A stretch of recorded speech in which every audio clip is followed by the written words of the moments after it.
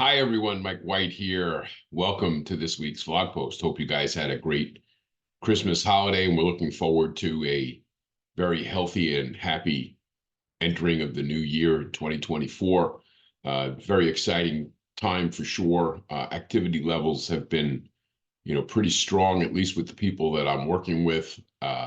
New people coming in, contracts. Uh, a lot of excitement about people buying homes right now. The slow decline in interest rates certainly are not hurting the situation at all.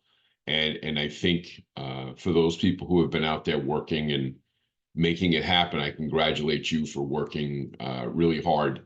This time of year, you're seeing the benefits, and I know that for a fact because I work with some people who have been working diligently since well, I got the entire fourth quarter, to be honest with you, to try to push to make this year better than it was, and they've succeeded in a very positive way. So I think it's really important that the planning and the conversations and the things that we do here and the comments and the things that we share have been helpful and fruitful for those people that committed to the process. And that I'm very committed to business planning and it really is a big thing for me. Schedule discipline is something that I have preached my entire career only because, without having a plan and without scheduling the tasks, it's really hard to develop the consistency necessary to really perform well day in and day out in our business because the business itself can, vary tremendously as we've all seen the past few years. So I want to congratulate those people that have worked really hard and stayed focused through the end of the year. And now it's really important that we take a look because in our industry, it's kind of strange to me how many people who are in the mortgage business and mortgage companies don't stress business planning amongst their people. And not only um, do they not stress business planning, they do so, way too late, in the year. Even if they're offering anything in the way of business planning. Um, and I think the business planning that does get done in many cases is more a Santa's wish list of things that we hope are going to happen as opposed to the plan that we're going to have to make things happen. And as I've said repeatedly, hope is not a strategy for success. Just sitting there saying, well, I'm going to do, 50 units next year and 30 of them are going to come from realtors and the other 20 are going to come from my database. It's all nice to say, but it doesn't go very far as to who specifically are the realtors that are going to refer you these opportunities and how many are they going to refer you. I can't begin to tell you the sheer numbers of loan officers that are in the United States today, but it's most of them that don't have any idea factually of what their conversion rates are. How many people come to them? How many people are they referred? How many people do they speak to? Versus how many people actually close a loan, both on the purchase side and the refinance side and in their business in general. Do they break it down into referral partner? Rachel Realtor sends me, one person, one opportunity a month, and I close three of them a year. Well, okay, you need to know that because yes, getting 12 referrals a year is nice, but the pull-through rate on those referrals is close to 25%. Do you know what the percentage of your pull-through rate is? Do you know each individual person? And when you sit there and say, well, I'm going to close 50 units and they're going to come from here, what are the names of the people?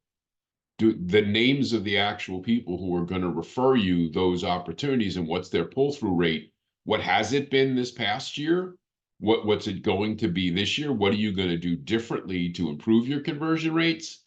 Because too many times people say, well, I'm going to do this many deals or I'm going to do this much volume, and they say this stuff, but they don't have an actual plan. They don't have an actual schedule. They don't have actual tasks. They don't have actual people that are going to generate the contacts. They're going to generate the opportunities that you're going to be able to convert based upon your practices on what your conversion rates look like. And again, most people don't even know. They have, a theory. And yeah, we can track how many credit reports you actually did pull because you've had to pay for them. And we can track how many deals you actually did close because you got paid on them. But there is a before, during, and after piece of information that you can find very helpful to help you improve those conversion rates. So I've talked about this a lot, and I've come up with 8 different things that I wanted to share with you that will help you. There are key questions that you can ask yourself to go along this process. And the first one is, what is my conversion rate from from the leads coming from all sources? What did I get in 2023? Where at the end of the year, you're closing up the last few deals. There's nothing that's going to happen today or tomorrow that are going to change the number of opportunities that you're going to get that are going to close this year. So you can pretty much close the books and know for sure what happened in 2023. And I suggest you do that. It's a great weekend to go out there and do that. What's my conversion rate from all sources? And how many leads did I get and who were they from? And again, who are the specific people? It's number 2. Who specifically has referred me, and who specifically am I expecting to refer me in 2024? Now, basing it on the referral triangle and the concept that I preach here, am I as balanced as I need to be or as I should be? And are there targets that I need to acquire? Am I missing key pieces? Do I need another accountant, another financial planner, another attorney, and another insurance professional, another product or service provider to give me a video coupon each month? Who am I missing? Who are the pieces that are missing, that the spots on my roster of referral partners that I have to fill? Do we have a list?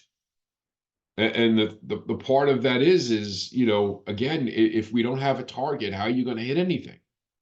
So even if you're missing, well, there's key realtors in this part of town I'd like to have, or there's I don't have a financial planner or an attorney or whatever. Well, you got to create targets. If you at least have the target of the category, and then go find the people and then go approach those people and see if you can have a conversation to make it happen. But it's not going to happen if it's not listed. It certainly won't happen if it's not scheduled. And the fourth thing is am I being, am I basing my expectations on actual information, or am I basing information just on what I'm guessing or projections? Because again, we have a full year of data now that we can go back and look, where did all my business, where did all my opportunities come from? And oh, by the way, and if you don't have an easy way of tracking any of this stuff, good, you've got something that you can prepare for 2024. You can get that done this weekend.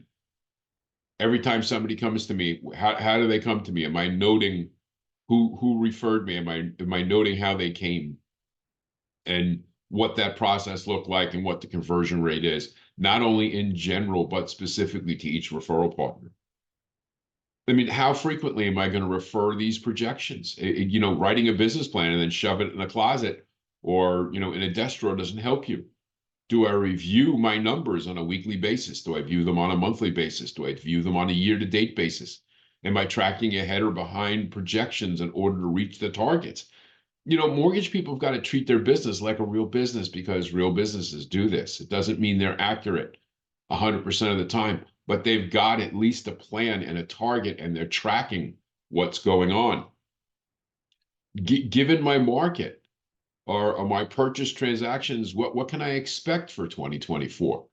Well, all the markets are different. We're projecting, or at least quote unquote experts are projecting that we're going to see not only, more purchase volume, but likely more refinance volume. And the loan numbers are likely going to be larger because, again, we did not have the housing bubble. All the people who've been screaming for the last few years that there's going to be a housing bubble.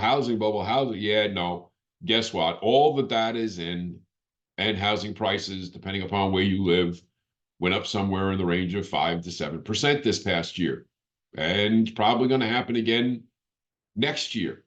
And, it shouldn't be surprising because, average appreciation in in recorded history is somewhere between generally around 3 to 5%. And we keep seeing the demand, the household formations keep outpacing new units that are built. So that demand is going to continue to grow, which means there's going to be pressure on pricing. And if rates do indeed continue lower, that's going to bring out more people. How many people sat on the sidelines in 2023 that we talked to because they were waiting for rates to come down? Well, rates are coming down. How far they're going to come down, don't know. But rates are going to, are coming down, and we'll have to see how the year plays out. But you know what? Hopefully it'll be slow and steady, and it will create some momentum, and we'll have to see what happens. But you've got to plan for it. The next part is given my database and my social media connections, how much will that need to grow? What's my database continue to look like? Am I continually growing? Do I have a target for how many people are going to grow my database? Same thing with my social media platforms. Who's out there? Who am I connected to? What am I putting out there? What's the attraction? How am I interacting with that? If you're not tracking it, then you're not trying, and it doesn't really exist other than by accident. Because again, it is a very real thing, and it does have to be part of your life, and you do need to track those results.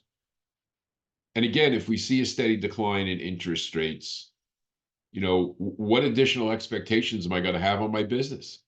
Because there are people out there, all the people that, got loans in the 7s and 8s are now candidates to refinances if we find rates in the 6s. And the people that are 6 and higher will, find real reasons to refinance if we find rates in the 5s. And even people in the 2s, 3s, and 4s will find reasons that 5 or 6% interest rates become attractive for any number of reasons, either to purchase or to refinance, to improve monthly cash flow. We've seen that already happen. We had refinances this past year. We had people refinances in the 7 and 8s out of necessity because it still made their monthly budgets flow better.